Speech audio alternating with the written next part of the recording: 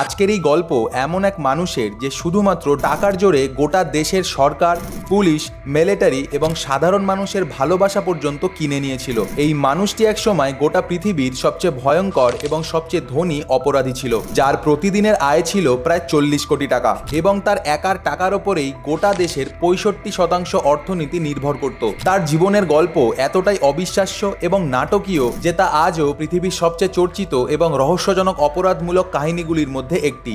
এই ব্যক্তির নাম প্যাবলো এমিলিও এসকোবার গ্যাভিরিয়া। 1 ডিসেম্বর 1949 কলম্বিয়ার রিও নেগ্রো শহরের এক দরিদ্র পরিবারে জন্ম নেওয়া পাবলো ছোটবেলাতেই বুঝে গেছিল যে ধনী হতে গেলে শুধুমাত্র পরিশ্রম করলেই হবে না, তার জন্য চাই বুদ্ধি, সাহস এবং সঠিক সুযোগ। পাবলো একটি সাধারণ পরিবারে বড় হয়। তার বাবা ছিলেন একজন কৃষক এবং মা ছিলেন একটি প্রাইমারি স্কুলের শিক্ষিকা। পাবলো ছোটবেলায় খুব শান্ত এবং মিষ্টি স্বভাবের ছেলে ছিল।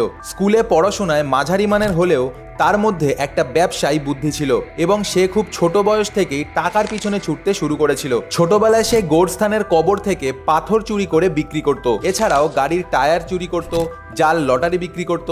স্কুলে থাকতেই সে ছোটখাটো অপরাধে জড়িয়ে পড়ে এবং 1970 সালের দিকে পাবলো গাড়ি চুরি করে বিক্রি করতে শুরু করে। তবে এগুলো ছিল তার প্রকৃত যাত্রার প্রস্তুতি মাত্র। পাবলো বুঝে যায় যে গাড়ি চুরি করে বড় লোক হওয়া যাবে না। 1970-এর দশকেই পাবলো যখন বুঝলো যে নামক এক ধরনের আমেরিকাতে বিপুল চাহিদা পাচ্ছে, তখনই শুরু হয় তার আসল খেলা এবং সে জড়িয়ে পড়ে ব্যবসার সঙ্গে। সে বলিভিয়া ও পেরু থেকে কোকেন এনে কলম্বিয়াতে প্রক্রিয়াজাত করত, তারপর তা মায়ামি, আমেরিকা এবং ইউরোপে পাচার করত।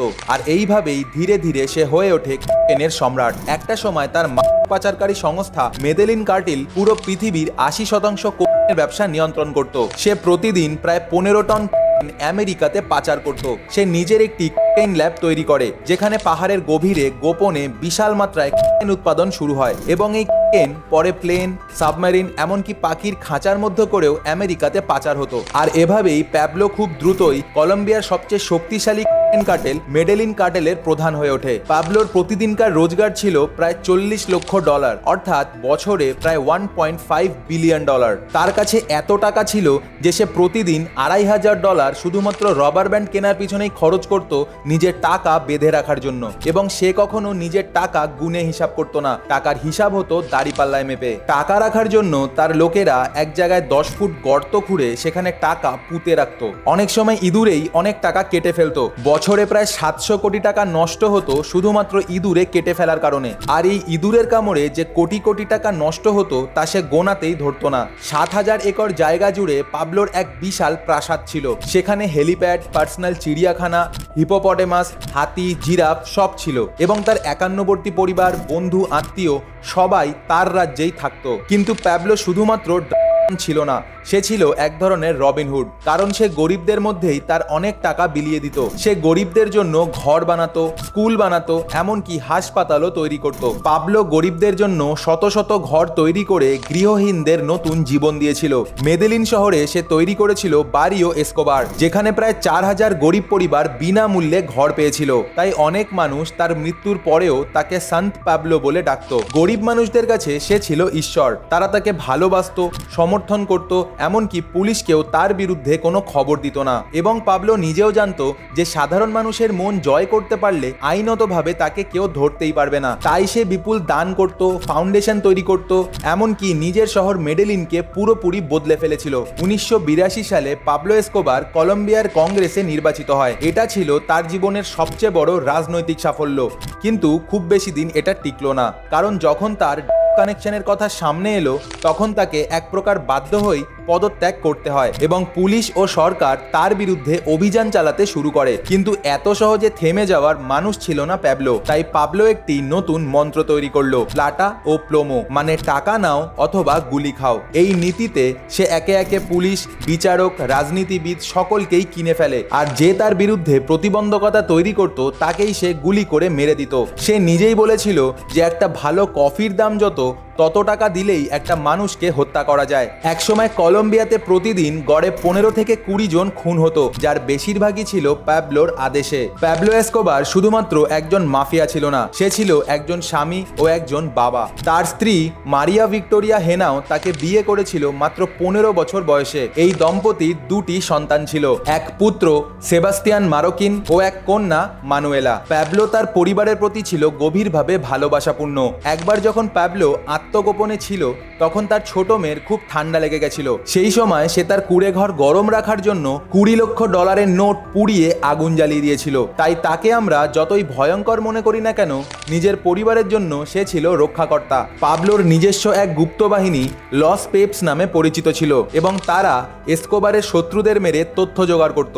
পাবলোর প্রতিদ্বন্দ্বী কার্টেল ছিল কালি কার্টেল, যারা পরে সরকার ও আমেরিকার সাহায্যে পাবলোকে ধরার চেষ্টা চালায়। আর এই সময় কলম্বিয়া হয়ে পড়ে যুদ্ধক্ষেত্র। প্রতিদিন কোথাও না কোথাও বোমা বিস্ফোরণ, পুলিশ খুন, সাংবাদিক নিখোঁজ হচ্ছিল। পাবলো একসময় কলম্বিয়ার প্রেসিডেন্টকে চেয়েছিল এবং তাকে মারতে সে একটা গোটা প্লেন উড়িয়ে দেয়, কিন্তু ভুলবশত প্রেসিডেন্ট অন্য ফ্লাইটে ছিল, যার ফলে 110 জন নিরীহ মানুষের প্রাণ যায়। পাবলো তার জীবনে 1200 জনেরও বেশি পুলিশ অফিসারকে করিয়েছিল।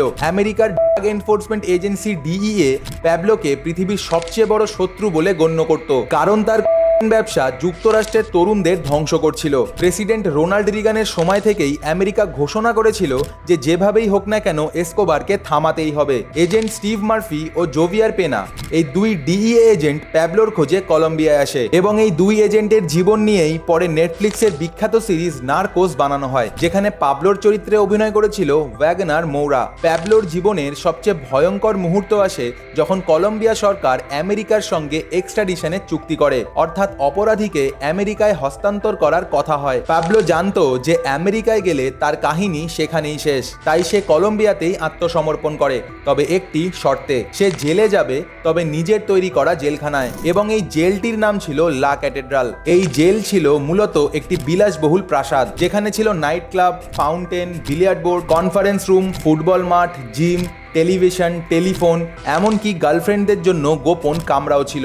এই জেলেই তার লোকেরা তাকে দেখতে আসতো এবং সেখান থেকেই সে ডিল করত এবং তার অপরাধ সাম্রাজ্য চালাতো। তবে সরকার যখন বুঝতে পারলো যে প্যাবলো জেলের আড়ালে বসেই তার অপরাধ চালাচ্ছে, তখন তারা তাকে প্রকৃত জেলে পাঠানোর পরিকল্পনা করে, কিন্তু পাবলো সেই জেল থেকে পালিয়ে যায়। এরপর প্রায় 1.5 বছর ধরে সে পুরো কলম্বিয়া জুড়ে লুকিয়ে থাকে। তার খোঁজে আমেরিকার ডিইএ, এফবিআই, কলম্বিয়ার পুলিশ এবং এক প্রাইভেট ভাড়াটে কোম্পানি একসাথে নেমে পড়ে। এই সময় পাবলোর নিজস্ব লোকেরা একে একে ধরা পড়ে অথবা তাকে ছেড়ে চলে যায়, যার ফলে পাবলো একসময় পুরোপুরিভাবে একা হয়ে পড়ে। অবশেষে 2রা ডিসেম্বর 1993 পাবলো তার জন্মদিনের পরের দিন ফোনে তার ছেলে এবং পরিবারের সাথে কথা বলার সময় পুলিশ তার কলটিকে ট্রেস করে এবং তার লোকেশন জেনে যায়। সঙ্গে সঙ্গে তাকে ঘিরে ফেলে পুলিশ এবং ছাদে পালানোর সময় তাকে গুলি করে হত্যা করা হয়। তার মৃত্যুর পর গোটা কলম্বিয়া একদিক থেকে বাঁচলেও অন্যদিকে হাজার হাজার গরিব মানুষ শোকে ডুবে যায়, কারণ তাদের রবিনহুড চলে গেছে। তার শেষকৃত্যে প্রায় 25,000 মানুষ অংশ নেয়। অনেক গরিব মানুষ কাঁদতে কাঁদতে বলেছিল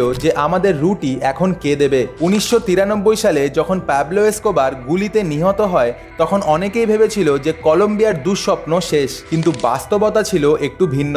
পাবলোর মৃত্যুর পর গোটা ব্যবসা থেমে যায়নি, বরং তা ছড়িয়ে পড়ে আরো ক্ষুদ্র ছোট গ্যাং এবং কার্টেলগুলোর মধ্যে। একটি কেন্দ্রীভূত নেতৃত্ব ভেঙে গেলেও এর ফলে সহিংসতা আরো ছড়িয়ে পড়ে। এছাড়াও পাবলোর রেখে যাওয়া টাকার খোঁজে শুরু হয় এক নিঃশব্দ যুদ্ধ। সরকার, বিভিন্ন গ্যাং এবং সাধারণ মানুষ পর্যন্ত বিভিন্ন জায়গায় সেই টাকার খোঁজ শুরু করে, কারণ বিশ্বাস করা হয় যে প্যাবলো বহু $1 মিলিয়ন নগদ অর্থ বিভিন্ন জায়গায় গোপন করে রেখেছিল। পাবলোর মৃত্যুর পর তার স্ত্রী, পুত্র এবং কন্যা জীবনের এক ভয়ঙ্কর অধ্যায়ের মুখোমুখি হয়। এমনকি তারা কলম্বিয়া ছেড়ে পালাতে বাধ্য হয়, কারণ প্রতিশোধ নেওয়ার আশঙ্কায় বিভিন্ন প্রতিদ্বন্দ্বী গ্যাং তাদের খুঁজছিল। শেষ পর্যন্ত তারা আর্জেন্টিনায় আশ্রয় পায় এবং অনেক বছর নাম বদলে গোপনে জীবনযাপন করে। পাবলোর ছেলে সেবাস্তিয়ান মারোকিন পরবর্তীতে বাবার জীবন কাহিনী নিয়ে একটি বই লেখে এবং পাবলোকে একজন ভুল পথের পথিক হিসেবে বর্ণনা করে। আজও কলম্বিয়ার বহু অংশে পাবলো এসকোবারকে নায়ক হিসেবে দেখা হয়। তার বানানো বাড়িগুলোতে আজও মানুষজন বসবাস করে এবং তার তৈরি ফুটবল মাঠেও আজও খেলা হয়। কিছু মানুষ তার নামকে ঘৃণা করে, আবার কিছু মানুষ তাকে মানবিক অপরাধী হিসেবে দেখে। তার বিশাল প্রাসাদ হ্যাসিয়েন্ডা নেপোলিস এখন একটি থিম পার্কে পরিণত হয়েছে, যেখানে দর্শনার্থীরা পাবলোর গাড়ি, প্রাইভেট জেট, এমনকি পশু সংগ্রহশালা দেখতে যান। প্যাবলো এসকোবারের গল্প আমাদের শেখায় যে ক্ষমতা আর টাকা যদি সঠিক পথে ব্যবহার না হয় তাহলে এক ব্যক্তি গোটা সমাজ ধ্বংস করে দিতে পারে। গরিবদের জন্য কিছু ভালো কাজ করলেও সেই ভালো কাজের আড়ালে সে হাজার হাজার খুন, সন্ত্রাস এবং অপরাধকে ঢেকে রেখেছিল। অপরাধের মাধ্যমে হয়তো টাকা, ক্ষমতা এবং দুনিয়া জয় করা যায়, কিন্তু শেষ পরিণতি সবসময় ভয়ঙ্করই হয়। একদিকে সে ছিল নির্মম এক অপরাধী, অন্যদিকে ছিল হাজার মানুষের ত্রাতা।